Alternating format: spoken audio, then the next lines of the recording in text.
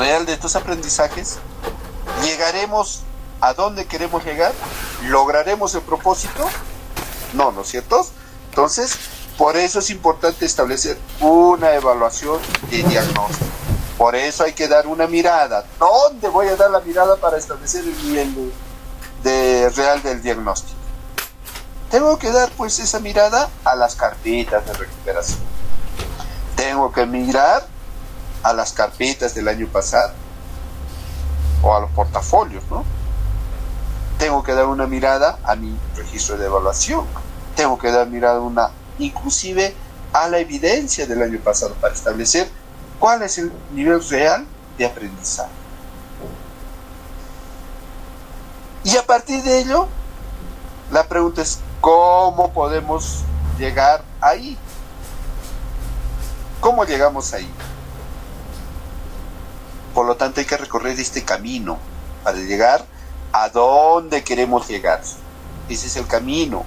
Y en ese contexto, para llegar, vamos a determinar los aprendizajes necesarios que hay que fortalecer en el estudiante.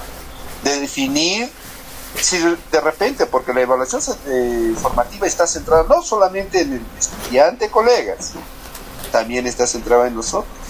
Porque a través de un proceso reflexivo, tengo que preguntarme si la metodología que estoy aplicando está bien, los recursos que utilizo está bien, las técnicas está bien, los procedimientos a realizar está bien, o que hay que cambiar.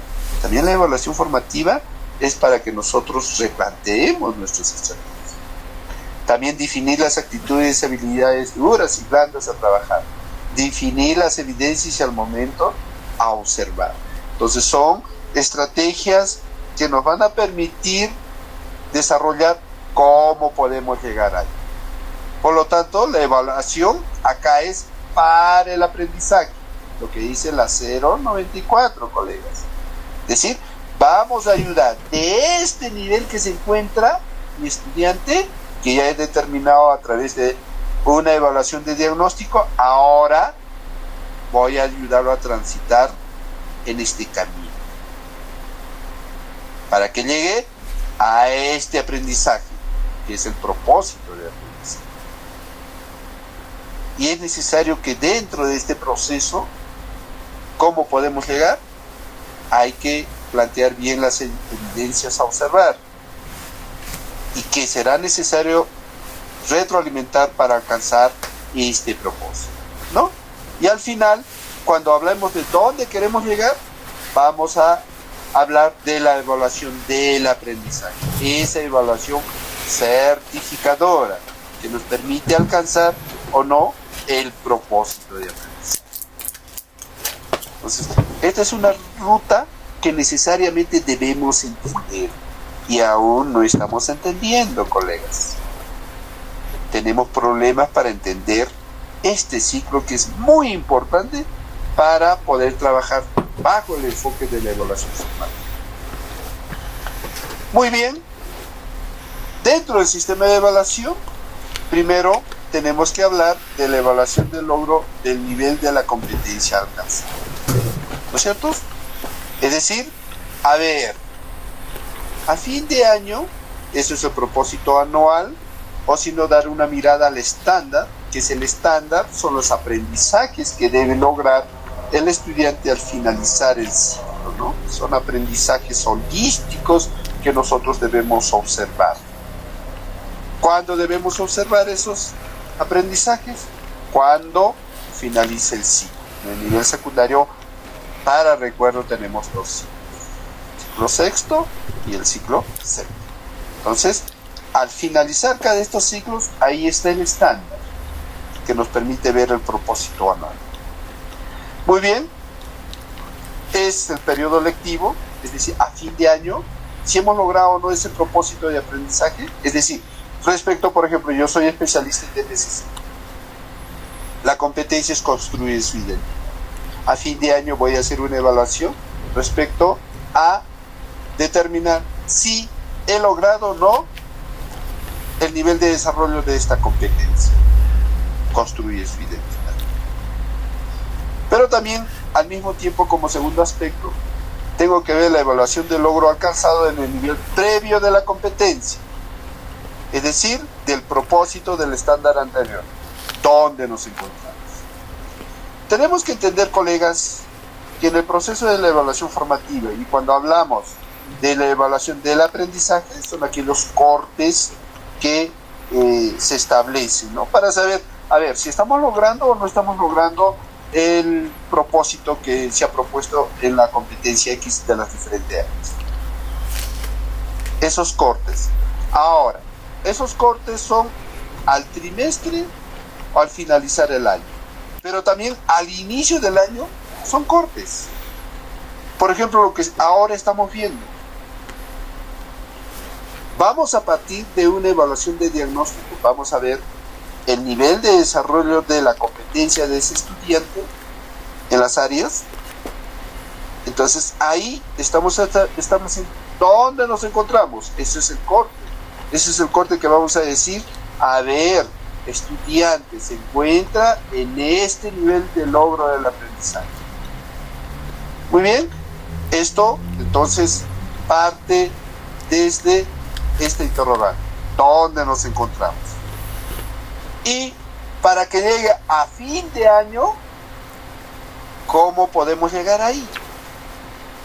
Para ello, primero, voy a partir de una evaluación de diagnóstico, voy a evaluar los logros de experiencia de aprendizajes en estos momentos durante este primer trimestre, y al final del primer trimestre voy a ver el nivel de avance, el nivel de la competencia alcanzada, ¿no? Allá, a ver, en el primer trimestre voy a hacer un alto. Ahora algunas instituciones se están estableciendo por bimestre, no hay ningún problema, igual funciona.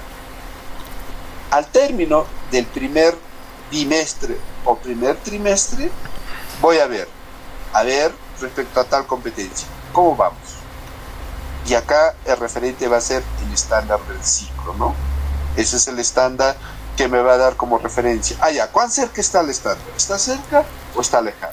Está alejado, está en proceso. Ah, muy bien. Entonces hay que replantear las estrategias y fortalecer respecto en qué aspectos tiene deficiencia ese estudio.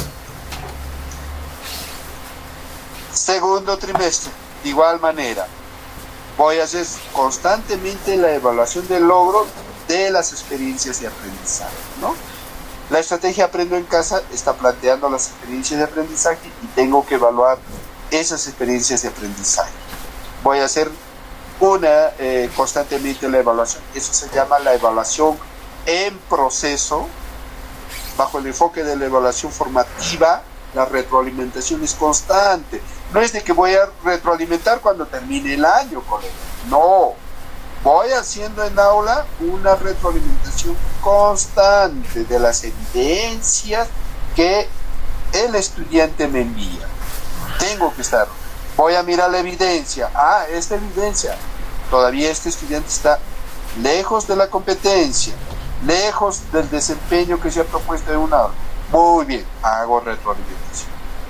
Segunda sesión, esta evidencia, allá, cuán cerca, cuán lejos está. Sigo apoyándolo para que llegue o se acerque a propósito de aprendizaje, que es el logro de la competencia. En el segundo trimestre, igual en la misma lógica, voy constantemente retroalimentando, ayudándolo a recorrer este camino. Voy a hacer un alto el segundo trimestre y voy a siempre mirar el estándar del ciclo.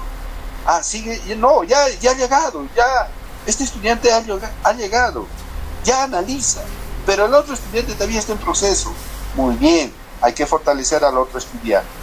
Y ese es el ciclo, para que al finalizar el año vamos a encontrar que el propósito anual respecto al logro de esa competencia se ha logrado o no se ha logrado, siempre mirando el estándar del ciclo. Ese es el recorrido que hemos planteado respecto a estas tres interrogantes que son muy importantes que tengamos presente, ¿no? ¿Alguna pregunta hasta acá, colegas? ¿Algo que no se entiende?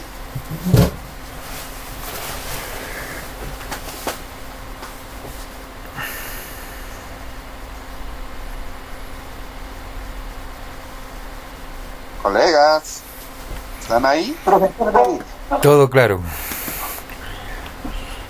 una pregunta, profesor David. Adelante, colega. Considerando que los estándares están fijados por ciclos y en secundaria tenemos el sexto y el séptimo ciclo, ¿qué tan lógico es poner a un estudiante como nota, digamos, del primer grado, AD o A? No suponiendo, sino considerando que el estándar debe ser cumplido en los dos grados, ¿no? En primero y segundo grado. Vuelvo a repetir la pregunta: ¿qué tan lógico es ponerle AD o A cuando recién se ha hecho el primer grado y cuando se podría suponer que el estándar todavía está en proceso de ser desarrollado completamente en ese ciclo? Más adelante vamos a ver 3 casos, ¿ya? Y eso a la pregunta lo vamos a dejar en su profesor Jorge.